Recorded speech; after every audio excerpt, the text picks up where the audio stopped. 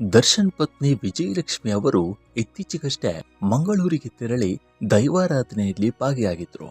ಈ ವೇಳೆ ಸಾಕ್ಷ್ಯಗಳಿಗೆ ಬೆದರಿಕೆ ಹಾಕಿದ ಪ್ರಕರಣಕ್ಕೆ ಸಂಬಂಧಪಟ್ಟಂತೆ ವ್ಯಕ್ತಿಯೊಬ್ಬ ಮಂಗಳೂರಿನಲ್ಲಿ ವಿಜಯಲಕ್ಷ್ಮಿ ಅವರನ್ನ ಸ್ವಾಗತಿಸಿದ್ದು, ಈ ಕುರಿತಾದ ವಿಡಿಯೋ ಸೋಷಿಯಲ್ ಮೀಡಿಯಾದಲ್ಲಿ ಹರಿದಾಡ್ತಾ ಇದೆ. ಗೌರವ್ ಶೆಟ್ಟಿ ಹಾಗೂ ಕಿರಣ್ ರೆಡ್ಡಿಗೆ ನೋಟಿಸ್ ನೀಡೋಕೆ ಪೊಲೀಸರು ಹುಡುಕಾಟವನ್ನು ನಡೆಸಿದ್ರು.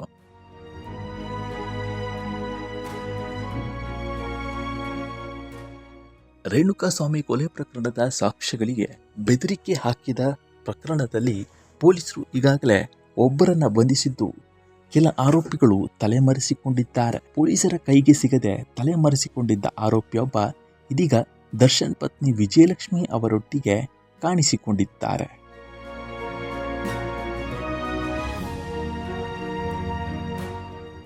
ವಿಜಯಲಕ್ಷ್ಮಿ ಅವರು ಇತ್ತೀಚೆಗಷ್ಟೇ ಮಂಗಳೂರಿಗೆ ತೆರಳಿ ದೈವಾರಾಧನೆಯಲ್ಲಿ ಭಾಗಿಯಾಗಿದ್ದರು.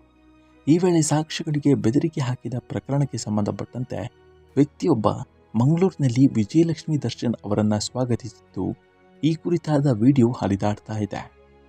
ಸಾಕ್ಷ್ಯಗಳಿಗೆ ಬೆದರಿಕೆ ಹಾಕಿದ ಪ್ರಕರಣದಲ್ಲಿ ಕಾಮಾಕ್ಷಿಪಾಳ್ಯ ಪೊಲೀಸರು ಈಗಾಗಲೇ ಪುನೀತ್ ಎಂಬಾತನನ್ನ ಬಂಧಿಸಿ ವಿಚಾರಣೆ ನಡೆಸುತ್ತಿದ್ದಾರೆ.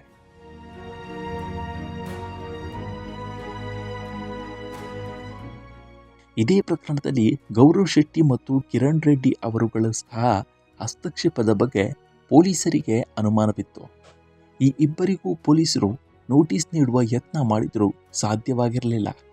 ಈ ಆರೋಪಿಗಳಿಬ್ಬರು ಪೊಲೀಸರ ಸಂಪರ್ಕಕ್ಕೆ ಸಿಗದೆ ತಲೆಮರೆಸಿಕೊಂಡಿದ್ರು.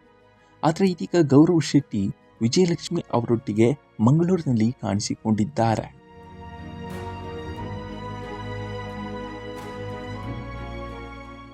ಇತ್ತೀಚೆಗಷ್ಟೇ ವಿಜಯಲಕ್ಷ್ಮಿ ದರ್ಶನ್ ಅವರು ಮಂಗಳೂರಿಗೆ ಹೋಗಿದ್ರು.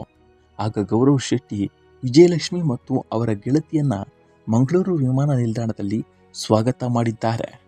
ಮಂಗಳೂರಿನ ಶ್ರೀ ಮಂದಾರ ಧರ್ಮಚಾವಡಿಗೆ ವಿಜಯಲಕ್ಷ್ಮಿ ತೆರಳಿದ್ರು. ಈ ವೇಳೆ ಗೌರವ್ ಶೆಟ್ಟಿ ಸಹ ಜೊತೆಯಲ್ಲಿದ್ದ ಎನ್ನಲಾಗಿದೆ. ಗೌರವ್ ಶೆಟ್ಟಿ ವಿಜಯಲಕ್ಷ್ಮಿ ಅವರನ್ನ ವಿಮಾನ ನಿಲ್ದಾಣದ ಹೊರಗೆ ಸ್ವಾಗತ ಮಾಡಿರುವ ವಿಡಿಯೋಗಳು ಸೋಷಿಯಲ್ ಮೀಡಿಯಾದಲ್ಲಿ ಹರಿದಾಡ್ತಾ ಇವೆ.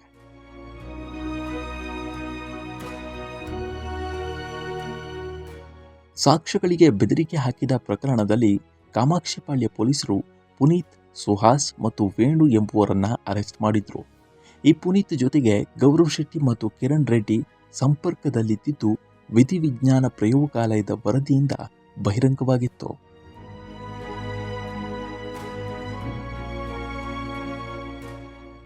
ಪುನೀತ್ ಬಂಧನವಾದ ಬಳಿಕ ಗೌರವ್ ಶೆಟ್ಟಿ ಮತ್ತು ಕಿರಣ್ ರೆಡ್ಡಿ ಮೊಬೈಲ್ಗಳೆಲ್ಲ ಸ್ವಿಚ್ ಆಫ್ ಮಾಡಿಕೊಂಡು ಪೊಲೀಸರ ಸಂಪರ್ಕಕ್ಕೆ ಸಿಗದೆ ತಲೆಮರೆಸಿಕೊಂಡಿದ್ರು ಎನ್ನಲಾಗಿದೆ.